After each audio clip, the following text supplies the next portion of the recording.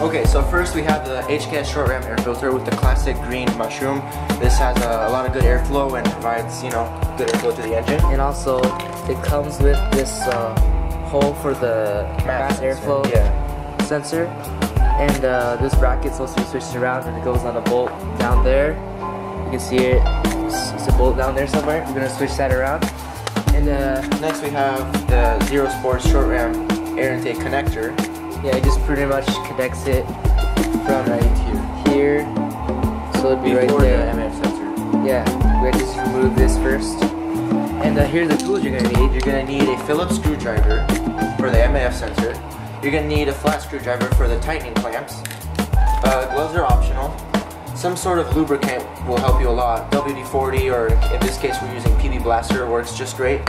You're gonna need a ratchet and a size 10mm socket for the original air scoop.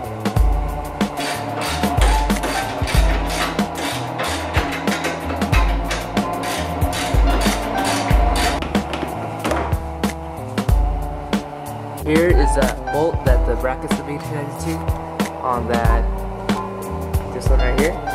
And you're gonna have to take this air box off too. Just take that off.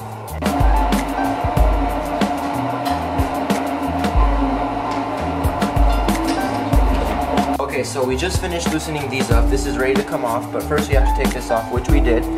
This screw was a little tight and it wouldn't come out, so we used some of the lubricant. We finally got it out.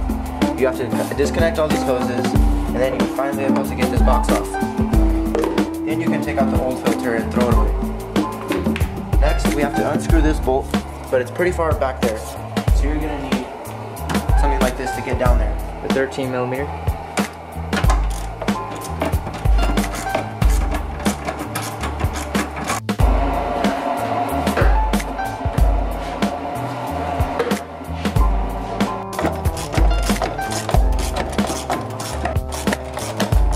So what you want to do is push this back in. There's like this connector that's rubberish plastic, and what you do is just push it back in there and remove the bottom of this box. And then there should be two 13mm bolts holding it in.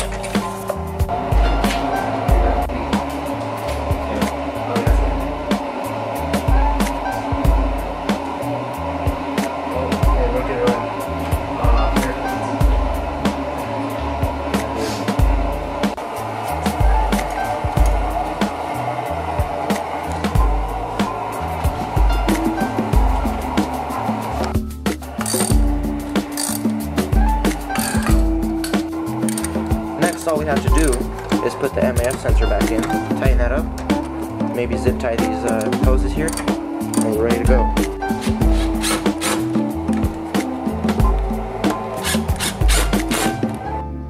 Okay, now we're gonna put this stock air scoop back on it because we figured that it will give us more airflow than if we had it off.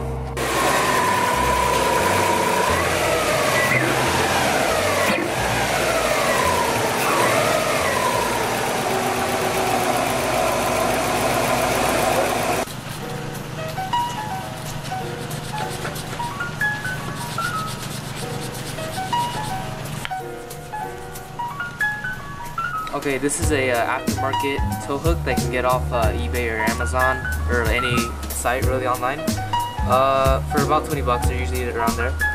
We got a DRM one. It's pretty good in black.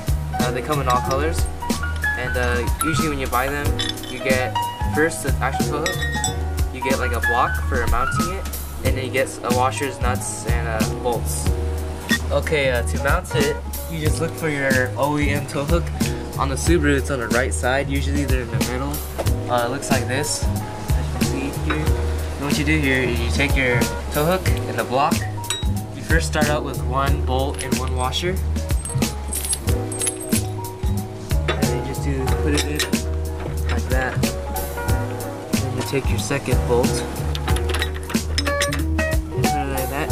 And also you're going to be needing a 18mm or 19mm wrench and an 18mm socket to tighten it. And then you just put the bolts in the washers.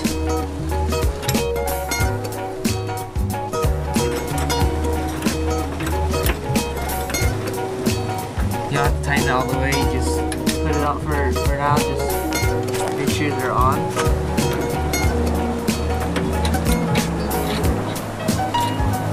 Once they're both on, just reposition it so it's like this. And then that's when you take your, that's when you tighten it.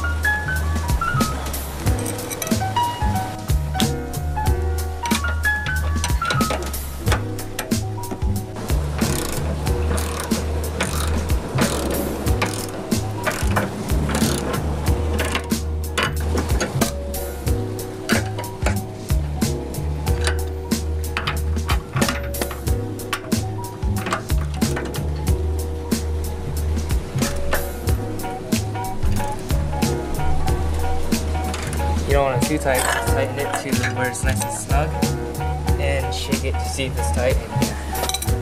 And that's how you install an aftermarket tow hook.